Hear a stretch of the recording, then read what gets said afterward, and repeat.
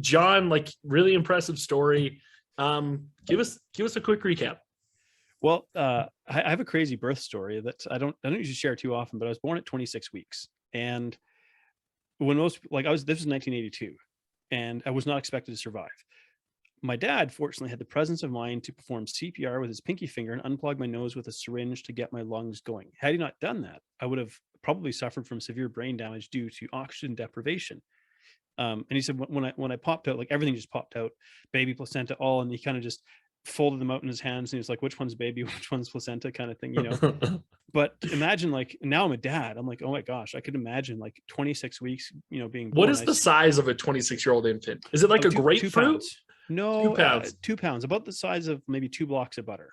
Would actually be, I think, a pretty, yeah, Unreal. yeah. It's pretty That crazy is actually to. crazy. And the funny thing is the medics didn't think, oh, you know what? I have a video here, or not a video. I have a photo here. Let me just share a photo of this, um, because yeah, the medics didn't think that I was going to survive, so they didn't really send an incubator or anything, and so they put me in like a shoebox and a blanket, and were like, ah, well, I guess we'll see if he makes it or not. So, um, Unreal. yeah, so that was me. I love the fact that there was like this little smiley face hooked up to my heart monitor, like, Yeah, you know, like you're right. yeah. And So that's a human hand, and yeah, yeah. So that's your whole body is the size of a hand. yeah, like I fit right into basically into the palm of my dad's hand. My That dad's is pretty unreal. dense. So yeah, I wasn't expected to survive. So I spent the first 2 months of my life in NICU on life support, a Sure. neonatal intensive care unit.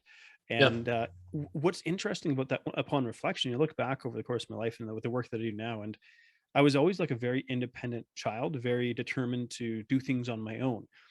And when a child is born, one of the most important things you get is like daily and hourly, like skin to skin contact with the mother. It's really, really Yeah. super important for bonding.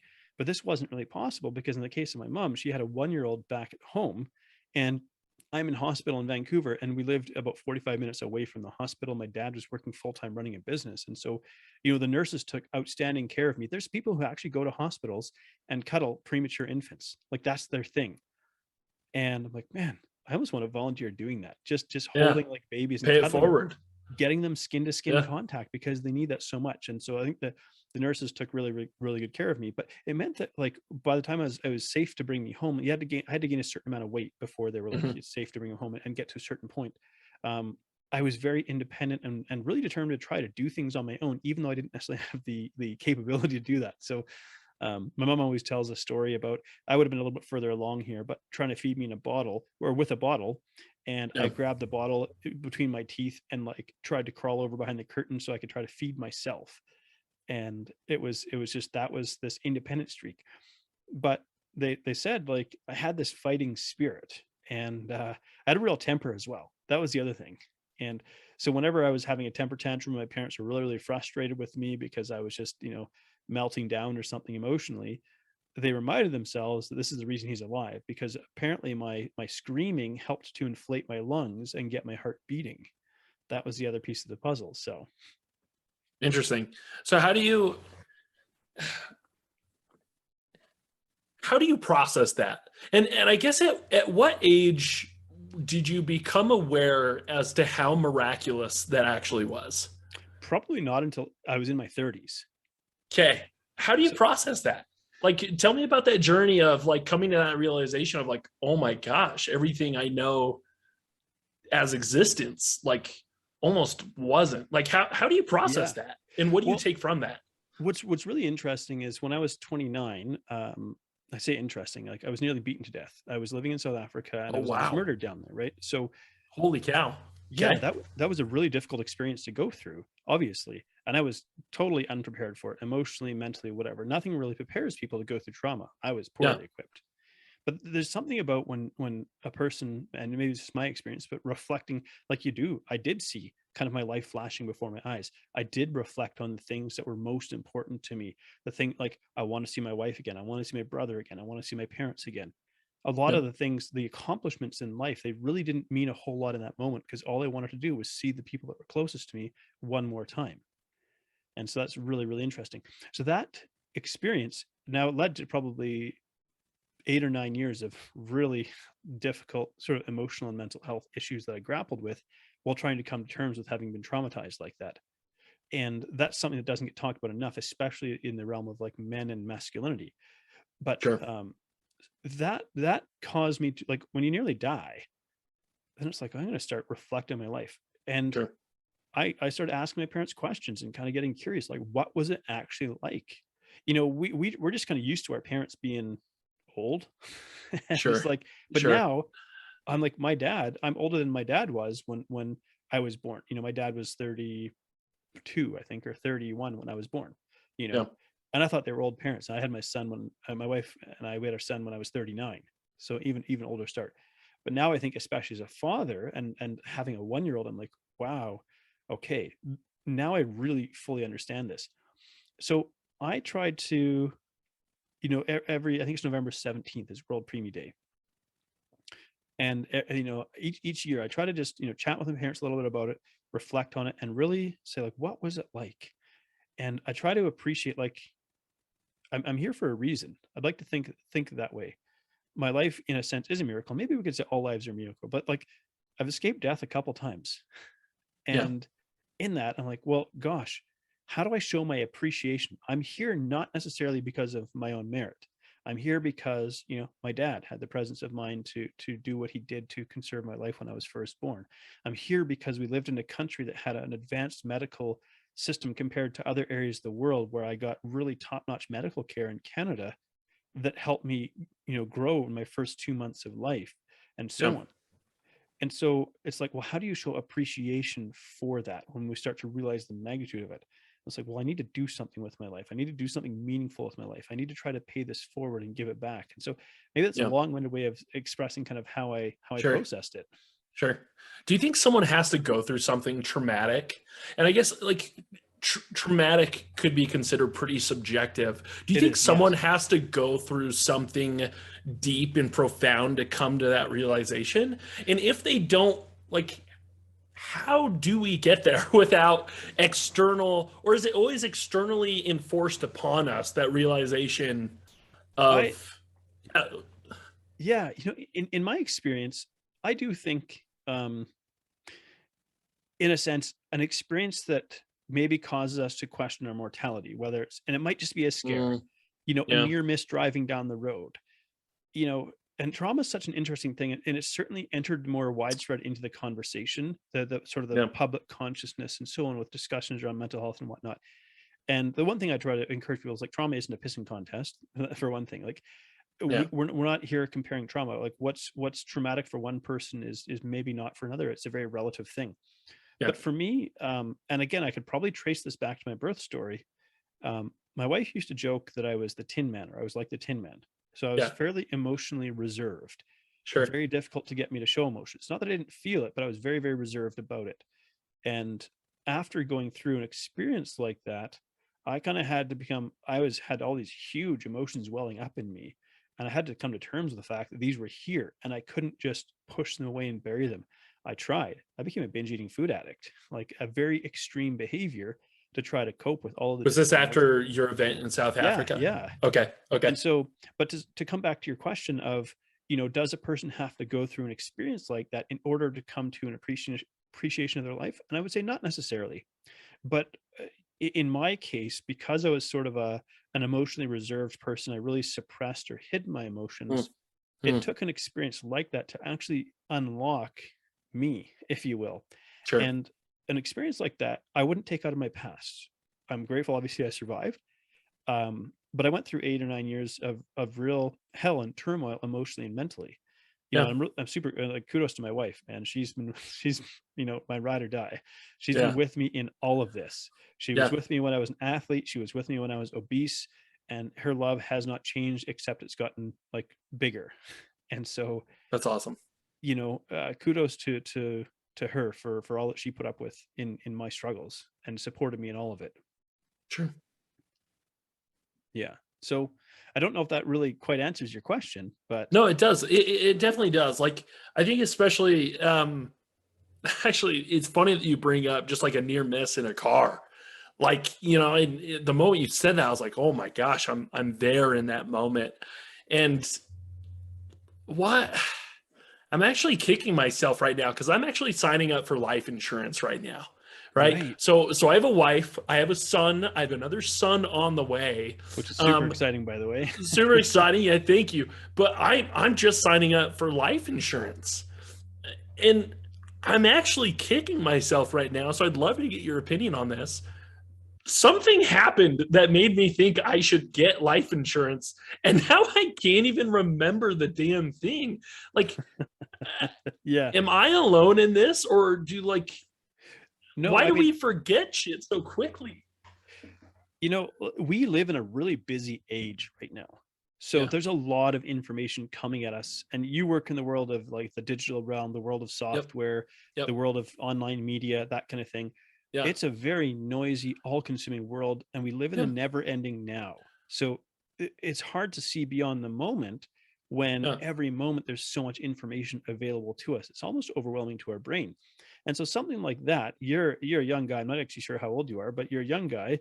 At least I'm 26. 26. Okay, I Yes, was going to sir. say 25. So there we go. So you're a young Yeah. guy, Yes, sir. and we live in the first world where life expectancy is close to 80 years. Yep. You live in a safe part of the country. I don't Yeah. think there's a ghetto where you live. Nope. Not Uh, anywhere close. right. So when you look at it, you go, what's the likelihood that you're going to pass away at a young age? It's almost zero right now. Yeah. You're young, Yeah. you're healthy, you live in a safe part of the world, you got clean water, access to plenty of food, all that kind of stuff. So Yeah. it's kind of natural that this wouldn't really be on your mind that, hey, maybe I should get life insurance. But on the same token, you think, I got a kid and another one on the way. I've Yeah. got little humans that I'm raising for the Yeah. future. Yeah. And Absolutely. if something happens to me, I now have a responsibility to try and make sure that they're provided for. And maybe this was your experience similar to mine. I remember the first time I held my son.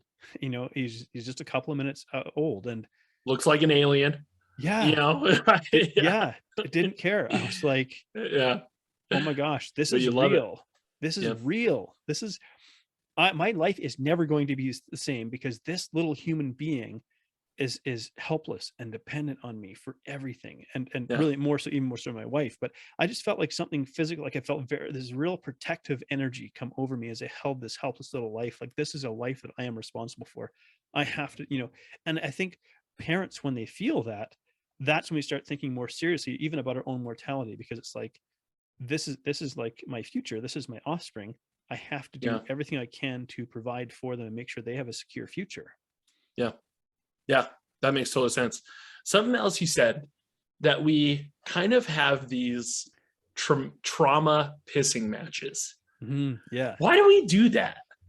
So whenever we're faced with something uncomfortable, so let's just say I shared my story with you, and you go, Yeah. "Oh man, that's nothing. You should hear what happened to me." Sure. So that's a shutdown.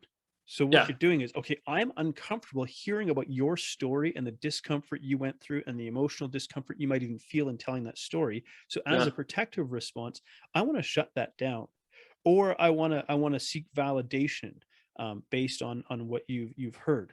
And so the other thing is, sometimes we actually think we're being helpful. So for example, this Mm. this happened to my wife and I. So my wife wasn't attacked, I was, but we were held hostage as well as a part of the experience we went through. And Unreal. yeah, Holy so cow. yeah, people would say to us, "Oh, well, that's nothing. You should hear what happened to so and so." So the words "that's nothing" to us, this was radically life changing. It was devastating. It was Sure. overwhelming. It was so many different things. And so when someone walks up to you and goes, "That's nothing," immediately that creates this defensive kind of shutdown. I'm not listening to anything else you say after you say that. Yeah. But that's them trying to say, this is my way of trying to help you because I'm uncomfortable with the emotions that Huh. you feel having gone through that experience. So Yeah. I'm going to tell you that it's nothing and that you shouldn't feel anything because I don't want to be with you when you feel that difficult emotion. Interesting. Yeah. Do you, is there,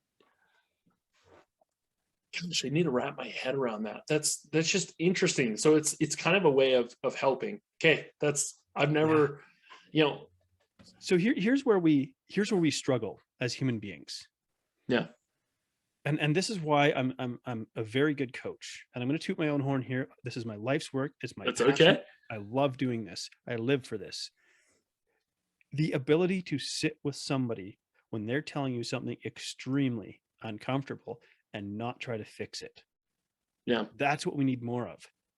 Hmm. And as men, especially, we're raised to be fixers, Yeah, I'm a fixer. right? It took me Yeah. years and years of marriage to learn that my wife, 99% of the time, just wants me to listen.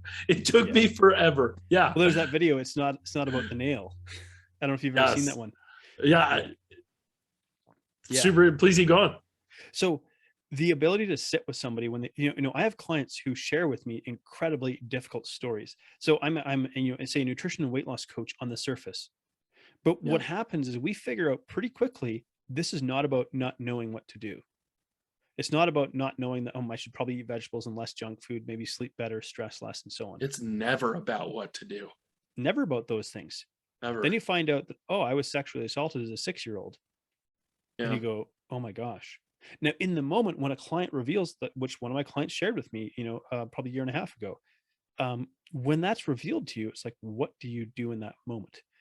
Mhm. And if I was to get triggered because I go, I feel really uncomfortable right now that you shared that with me. I don't have answers. I can't fix it for you. And I feel like my role is to be a fixer. Well, then I'm going to get triggered and I'm going to try to shut that down because I'm not comfortable sitting with that person's discomfort. And so in the moment, it's like, I don't have to fix this person. That's not my role. And Mm. I say to my clients, I'm not a psychological archaeologist. So I'm not going to go dig up the past to try to fix you. But what we're going to do is we're going to take our knowledge or understanding of your past experience to help inform your present behavior. So if we want to understand what you're doing now, knowing what's in your past helps us to understand why you do this. That becomes really important because now we're not saying you're doing this because you're a bad person. You're doing this because you have no discipline. You're doing this because you have no willpower. No, that is not the story. All behavior makes sense when we understand the emotional backstory and how the human brain actually works. Yeah. I mean, obviously, without revealing details, what does what does being sexually assaulted as a 6-year-old have to do with binge eating and overeating later in life? What's Mhm. the connection there? Well, food becomes a way of, there's a couple of things actually, and it's really fascinating. So, building body fat around you is about becoming less physically desirable, as well as creating Shut up. right, Wow. creating a defensive shield, a protective shield around you.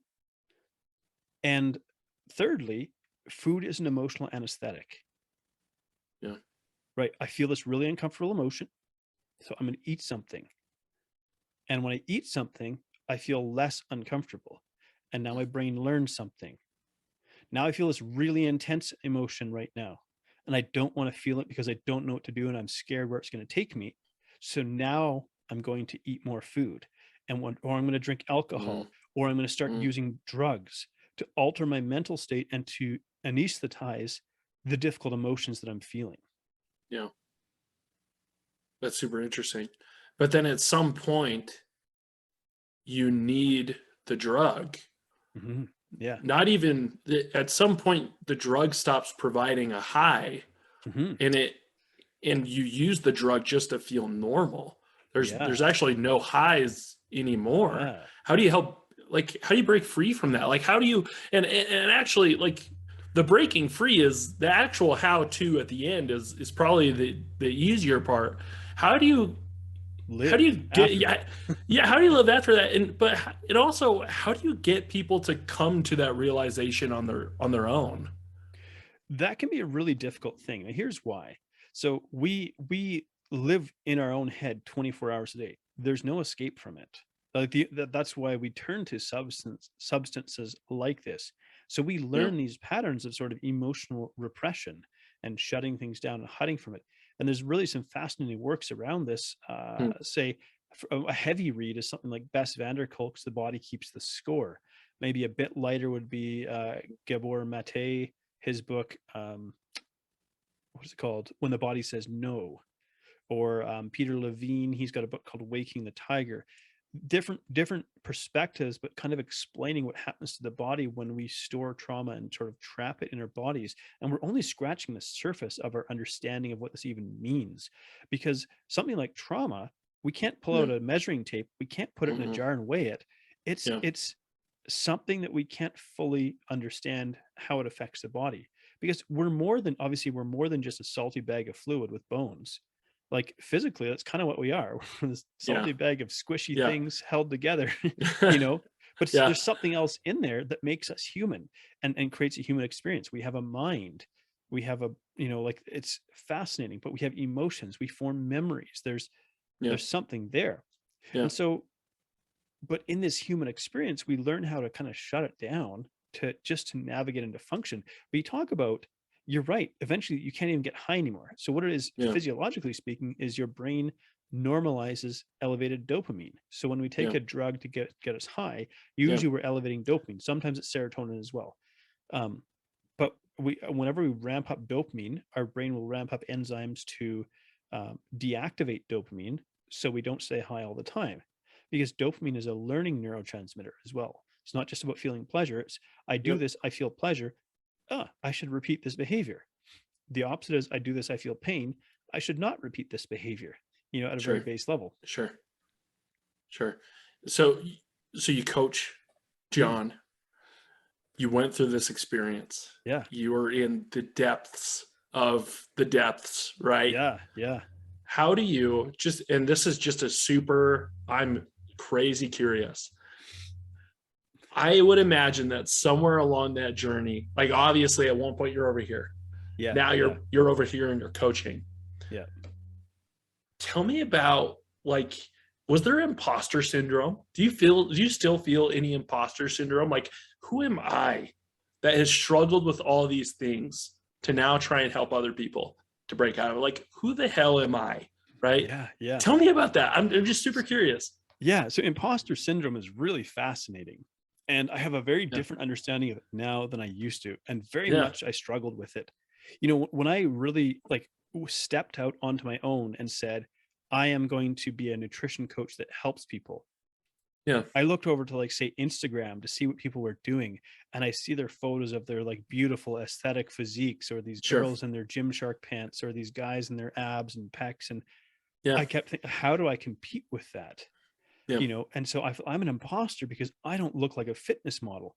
I've lost Yeah. a bunch of weight, but I still carry extra weight. I have loose skin because I used to be obese, and I don't Yeah. look picture perfect like these people. But the really interesting thing is, so I was terrified when I decided I'm going Yeah. to share my real story with people. Because I don't want to keep this inside any longer. Because Yeah. so it's like, when you have this story, you're like, I don't want people to find this out, because if they find this out, there's this fear they're going to reject me when they find out I don't look like a fitness model. They're going to reject me when they find out I'm not perfect. They're going to Yeah. reject me when they learn that I'm a flawed, struggling human.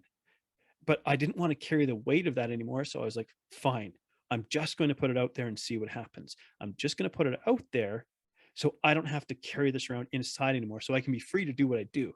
And when I did, the response was amazing. People were like, oh my gosh, you understand. You get it. This isn't something you've read a textbook about. This is something you've lived. And there's a lesson, there's an education in that you can't get from a textbook. And so my clients so often tell me, like, you get me. And it's like, yeah, because it's my lived struggle. I know it so intimately beyond what you can read in a textbook. So It's almost like being honest and authentic is just a great strategy to connect with Right, people, right. right? Like, what a novel idea. I know. But it's funny, because I was talking about social media platforms with somebody the other day, and we were like, well, Facebook is for fighting families, Instagram is fake, Twitter is a dumpster fire. Interestingly, TikTok is where you actually still find a degree of authenticity. Yeah. LinkedIn is atrocious. Right. So It's bad. like business sharks. And so Oh, so bad. Yeah. and literally at the time of recording this, I really only reactivated my TikTok account yesterday. So I'd had one made, but I was real hesitant to go on TikTok because, truthfully, I kind of feel like it's a type of spyware, and its connection to the Chinese government makes me feel uncomfortable Sure. with their data collection. Yeah. But on the same token, I'm like, I don't know. Apple's already got everything, and they're probably in cahoots, so they've Sure, got it Apple, already, Google, right? Facebook. So I'm like, well, Sure. you know what? Maybe I'll sacrifice my personal privacy and data to reach somebody and potentially help them. So Yeah. I'm back on TikTok and telling stories, and maybe some snippets from this podcast will find their way into TikTok.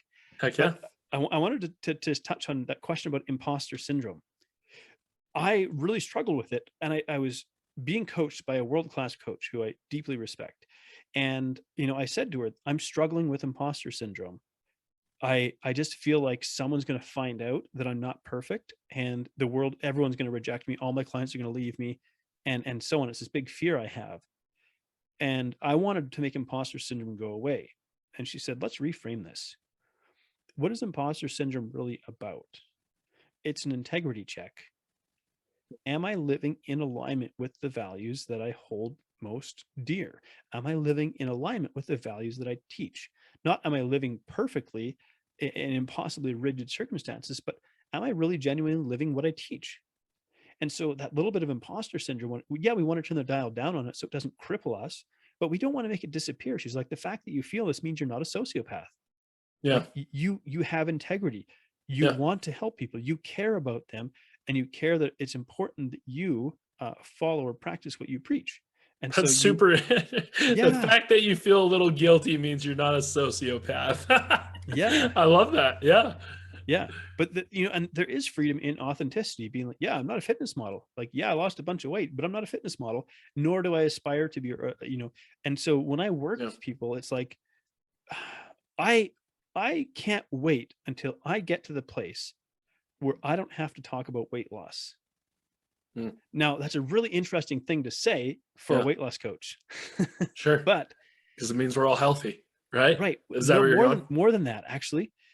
Weight loss is a proxy goal. It's not the Mm, real goal. mm, We're not chasing weight loss. We're chasing what it gives. And so I say that weight loss is a doorway. It's not a destination. It's a doorway into being able to go hiking, being able to ride a bike, being able to play with your kids, being able to play with your grandkids, like living life with more confidence. These are the things we really want. Very few people actually want abs. We sort of think it'd be nice to have it, but when you realize how much work it takes in a food abundant society to get abs, when our biology is wired to make us want to eat delicious food, that it becomes more of a status symbol. Right, exactly. Yeah. Like I'm willing to starve myself more than you. And believe me, from a sort of evolutionary biological perspective, having abs was not a good thing. You're near starving if you had abs. Being chubby was actually a good thing, like for most of human history, because it meant you had enough food. Sure. So, yeah, that's super impressive. Yeah. So, really, authenticity is extremely valuable when you can just be who you are.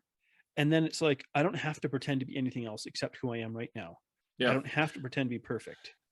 So I went down a YouTube rabbit hole literally last night. So there is a YouTuber, his name is Sunny V2. Okay.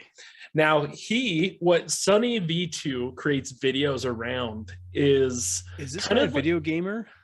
No. So he often talks about video gamers, but he kind of documents and creates really entertaining, intriguing, kind of 20-minute videos about kind of the rise and demise of popular YouTubers. Huh. Okay. So I watched maybe 10 of these videos. Yes, 10 times 2. Yes, I probably watched around 3 hours of this stuff, but it was so intriguing to me. Fascinating human stories. It is so intriguing, but literally every single story, every single one comes down to they started really relatable and likable. They sold out for the money. They sold out for brand deals. They got scared of just being themselves and changed who they were on camera to appease the audience. And then that's when they started to lose audience appeal. Which I find so interesting, especially as I start this podcasting journey, like, how do I just make sure from the beginning that, like, I'm just always going to stay true, authentic to things I want to talk about, the way I am, who I am, the fact that I do swear probably a little too much, like, I'm a little rambunctious and I look like Wreck-It Ralph. Like, how do I just own that You own forever? exactly that. You Yeah. use Wreck-It Ralph as like your logo or something. Yes, it should be. It should It be. should I be. always get that I look like Wreck-It Ralph, and you know what? I'll freaking take it. That guy's awesome, Absolutely. right? But You could even see if you get a licensing deal from Pixar. I think it's true. Pixar that I think so. Yeah, that would be sick. I would love that actually. right. But yeah, so in these 3 hours of kind of YouTube creator failure documentaries or whatever, like that is the theme.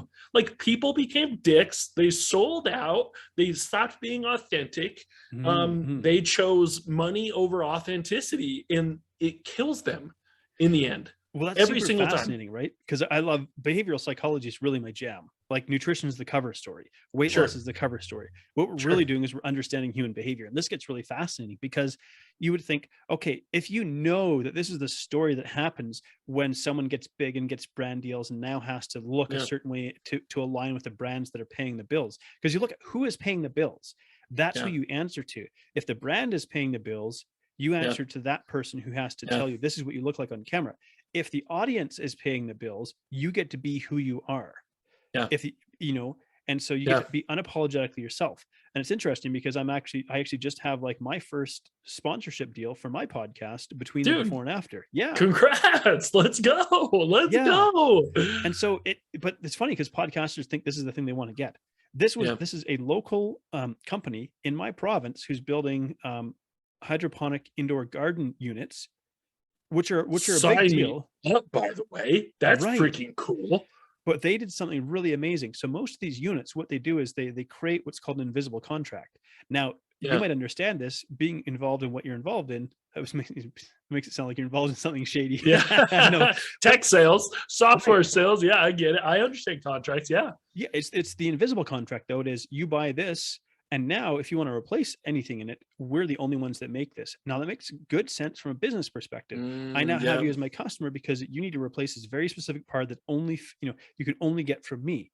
And this company, which I'm not naming yet because we haven't finalized everything, Sure. but they've created a universal system where you can go to any garden store, That's any awesome. hydroponic store, and get a replacement part. They said, obviously, we want your loyalty. We want you to buy from us.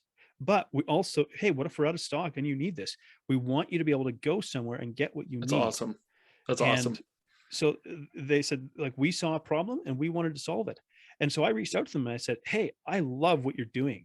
I love that you're local. I love your values. You really align with what I'm doing. Would you like to have a chat about potentially sponsoring me? Now, here's the thing. I'm a business owner and I've been a business owner 4 times over. I've had 2 failed businesses. So, and I've had people come to me and I've sponsored people before. And I try to explain to people, I want an ROI, a return on investment. If I'm Yeah. going to sponsor you, I'm not Yeah. giving you money or product for free. Yeah. Just so you can go, hey, I shot a joke. Cool. Hopefully someone buys it. Like, Yeah. that's not what this is about. I Sure. want to see that if it costs me $500 to give you something, I want to see more than $500 coming back my way. Yeah. That's what sponsorship is about. And if that's not happening, it's a losing deal for the business. And this is what Absolutely. so I went to this company and I said, here's what I'm going to do. First of all, I love your product. I Yeah. love that you're from my province. I love that you're from a small town in Canada. So I want to see you guys win just because I love this stuff about you already. But I said, I've been wanting one of these units, but they're usually thousands of bucks, and you're making this affordable and in Canadian dollars, which is even better. Yeah. So I said, it'll be no problem for me to talk about this because I already know how much I'm going to love it. So I'll document every day what I'm doing. So I laid it out. Here's how I'll document it. We'll have a commercial on my podcast, and hey, we live in a time where food insecurity is a very real thing. Grow your own food. If you're in a city and you don't have space for a garden, you're going to get an indoor garden. So they just ran a Kickstarter campaign that did over 300,000 in less than 24 hours. Wow. Yeah. Holy cow. Okay. Now, 4 years ago, their Kickstarter didn't even get like 25,000. Yeah. They didn't make their goal. And this time around, in less than 24 hours, their goal is 50,000 and they smashed it and did 300,000. Good for them. Let's go. Yeah. So this is a great time to connect with them. But it's like, I believe in what they're doing. Our values align. So I don't have to sell out to be passionate about this product. I don't have to become something other than I am. Yeah. This fits. And so I think this is maybe where I'm going with this is you don't just do something for the money. Like I could just fork over the money and buy their product. Yeah. But I'm like, I want to form a partnership with you where, hey, you know what? Maybe down the road, I even become a distributor. Who knows? Sure. You know, I have product sales, you know, in my background, distribution and whatnot in my background. I'm not, who knows where this is going to go right now. It's just, I'm going to get a Sure. unit. I'm going to tell people about it. And I said, give me 12 months. And if in 12 months you've not earned your ROI, I will pay you the difference. So I made it so attractive for them that they couldn't say no. Yeah. I said, I will make Because it they're so selling a unit regardless. I will make it so you can't lose on Yeah. this, basically. And I said, look, we figured out, we did the math. And I said, here's what I figured the math is. I explained, I bet this is probably your margin, give or take. This is the profit you make per unit. You need me to sell X number of units in 12 months in order to get your ROI back. And they said, yep, you got it. And so I said, cool, let's do that. And so it's like, if podcasters are running, how do I get a sponsor? It's like, you make it attractive to them. Yeah. So, hey, you know what? If it's just simply here's an affiliate link and you get paid a commission when someone clicks the link and it's really no cost to the sponsor to just throw their link, cool. But if you're asking for physical product, Yeah. you need to help them generate an ROI. Otherwise, you're not going to keep them. Sure. Yeah. So that's my sponsorship story. That's super interesting, but it aligns with you. It's authentic to you.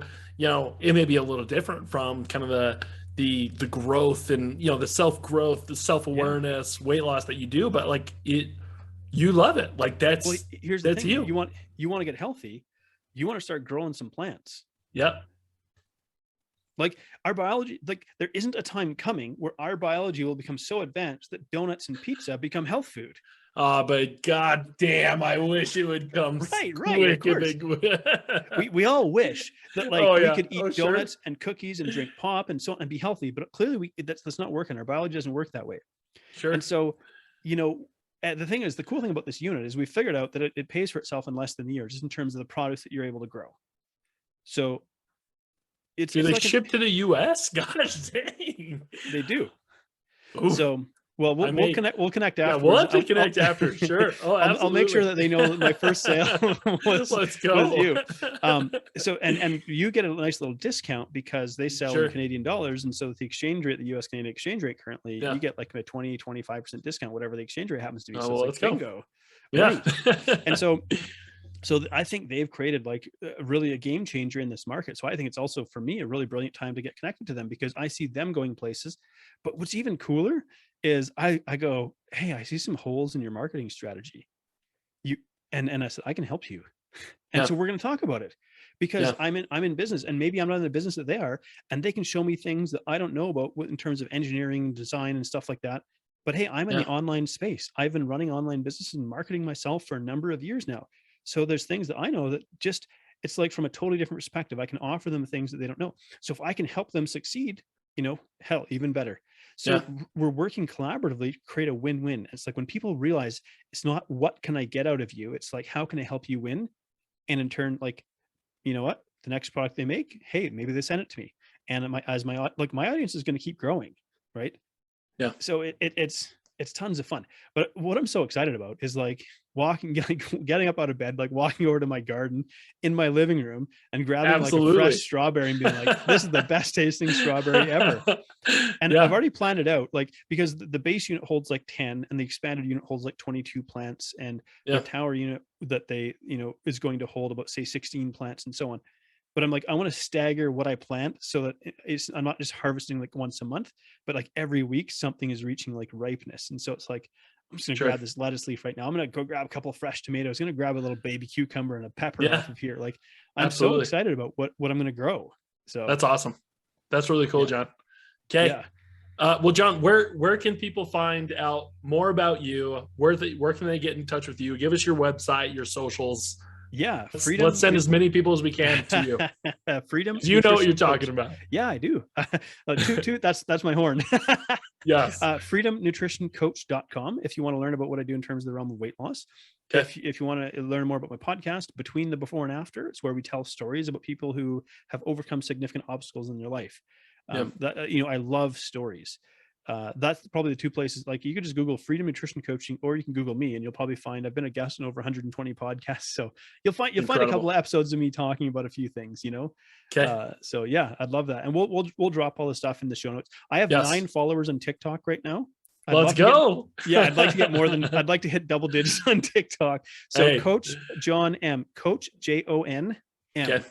On TikTok. So there we go. Let's get me to double digit followers on Let's TikTok. do it. Everyone listening. Let's go do it. Okay. Yeah. Thanks, John. It's been a pleasure.